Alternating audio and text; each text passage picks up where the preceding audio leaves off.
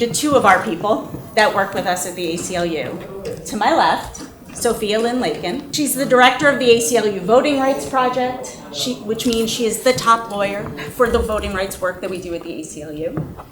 And to Sophia's left, we have Molly McGrath. Molly is the director of National Democracy Campaigns, where she leads the political and advocacy voting rights work. So what that means is that Molly's actually on the road. She's bringing people to polls. You have to watch her online. She's amazing. So for voting rights, when we think of the top of the ticket, we have the president, we have the Senate, control of who is going to be pro-voting. Will we have a Senate and a president that we can push to implement some of our core policies, the John Lewis Voting Rights Advancement Act that would restore the Voting Rights Act and actually prevent racially discriminatory voting practices before they can go into place? Will we have a pro-voter Congress to do that? That is on the ballot. Will we have a pro-voter president? And I think it's important to take just a little bit of a step back. And first of all, I would just say thank you to all of you for joining the conversation. It really is a pivotal moment. I think this play highlighted some of what's at stake here, but it is a pivotal moment for our country, for our democracy. But so doing this play, right? This is an auspicious time to be doing a play like this. I'm sure that had something to do with things, or did it not? Not entirely. I mean, everything, the fireworks happened after we were open. Mm-hmm. Really? Yeah. Which fireworks are you talking about? Well, Debates, things. Things, generally. To be doing work like this that is rooted in reality, whether you use the names or not, how much does what is happening in real life make you feel different as you do these parts night after night, day after day? well, I think we were not in the best spirits when we began, because we believed in the play. We think it is brilliant and a great dialogue. It's not a personal story about people. That's why he says this is evoking Pelosi and evoking AOC.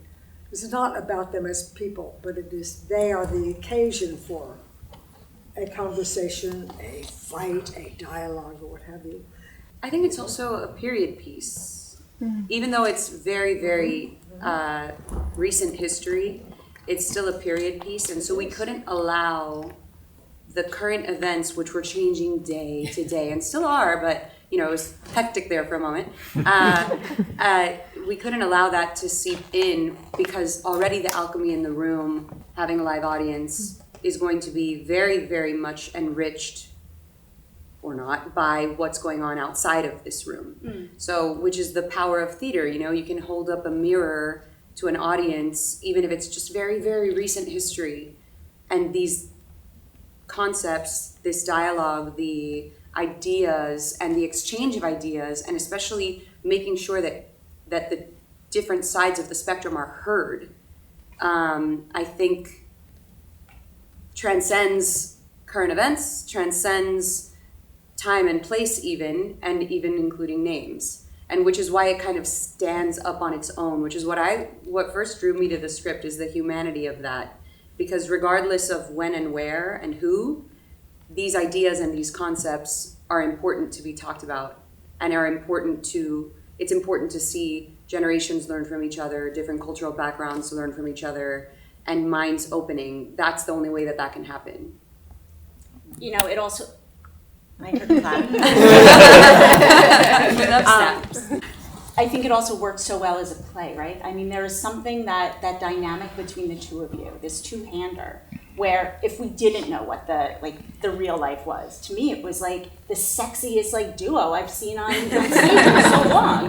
Has anybody said that to you? Did anybody else find it so sexy? People do like it, right? Because you feel each other. There's passion, and with passion, right? And there was that arc. You did come around. I pray that that's the reality too, right? Which we've kind of seen also, because she has the line, which was in there from the beginning, about, do you see anybody saying that guy is too old? Mm-hmm. And in real time, while we've been doing this period piece, that was in there from day one. Yes. Oh yeah. And we saw that happen in real life. Changed. Nothing. Right. So things like that are really poignant to me, and it's interesting because truths be truthing, you know? But do either of you have questions for either of them? Because in some ways, like, they're your background information. How did we do? I mean, it was interesting to this, like, there were a couple of things where it was like, oh, we're that person, and you're like, I kept the groups off your back, and we're like, oh, we're one of those groups.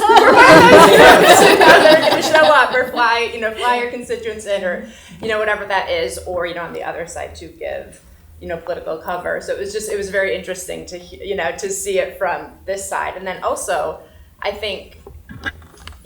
Obviously we know how polarized the nation is, but even, within like a party or a certain set of beliefs, I feel like we just don't do enough listening and even just like constructive conversations about strategy, and concessions or whatever it is. So I think it was just, like you said, a great kind of snapshot of the moment and of those several years to really like hear it and hear both sides in a really interesting way and very funny way. It is funny. Yeah.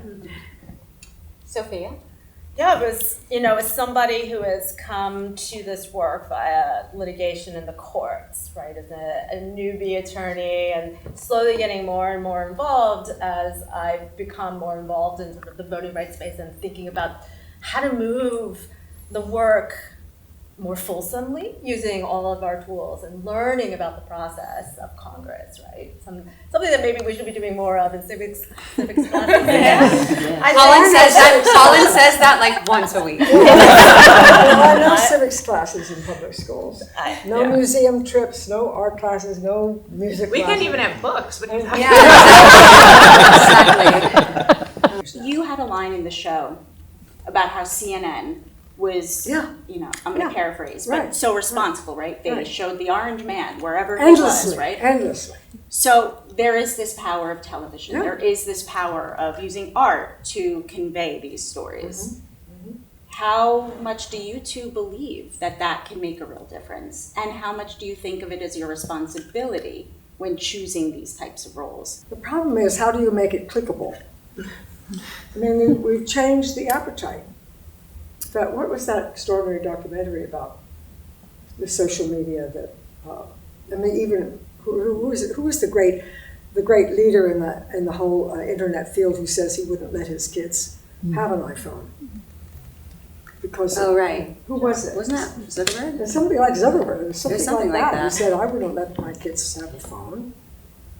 I mean, how do you change that opinion? It's just, now that I've depressed us.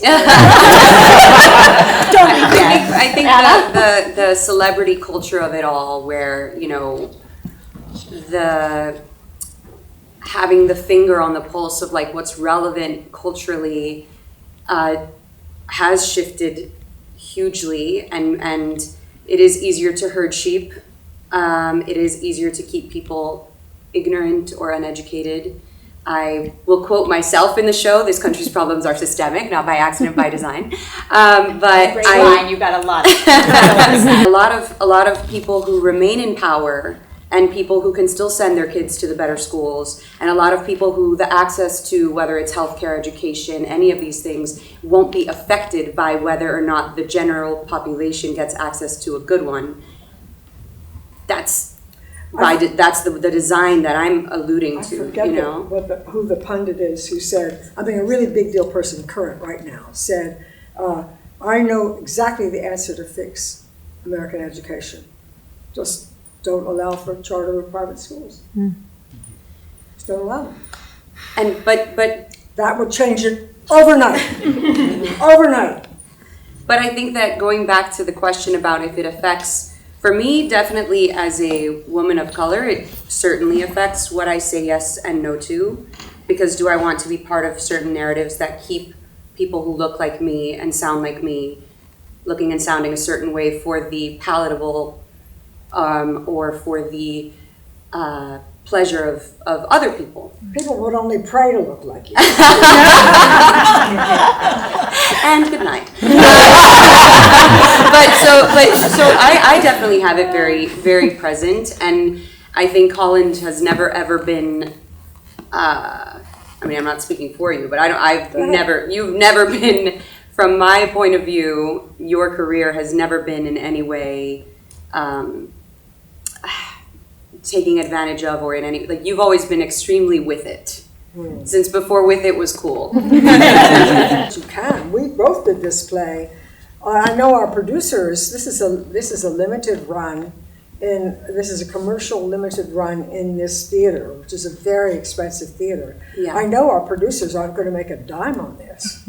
They discovered the play. The playwright is remarkable. They felt he was important, very gifted, and they wanted to give him a showing. They cannot possibly make anything on this. In fact, they'll be lucky not to lose some money. But you know, a lot of producers do that. They want to get something up and out there. And it's, you know, not necessarily the commercial, like the commercial success of it is not as important as the individual mind. It's going to land no matter where you come from. And it was our playwright, Mario, is a gay man from Chile who came to this country when he was 7 years old and couldn't speak English, only knew the word Coca-Cola, and then learned English watching Sesame Street. This is really dense, verbose language that is not vernacular at all. So when you put that into perspective, I think it's really cool. I also take a lot of pride in the fact that the only proper nouns, the only names said in this show, because everybody else is alluded to by their title or their function as to how it affects us. The only two names named are the migrants that lost their lives trying to come to this country. One, what can you all do? If you're old enough, you can vote. Two, you can go to aclu.org/vote. You'll learn some things. One thing is that because we're nonpartisan, we don't use names either. We can ballot, but we can talk about the issues that matter, whether it's immigration, whether it's LGBTQIA, whether it is anything that affects you. And if it doesn't affect you, then look around you and think about them. Anything else that I'm missing? And run for something. Thank you for everything you do. We'd like you to promote the play because we have to close in 2 weeks because we have another show coming in here. So if you want to use your social media, let people know. We've got you. Great. You have us. Thank Please you. keep going. Thank you. Thank you. You too.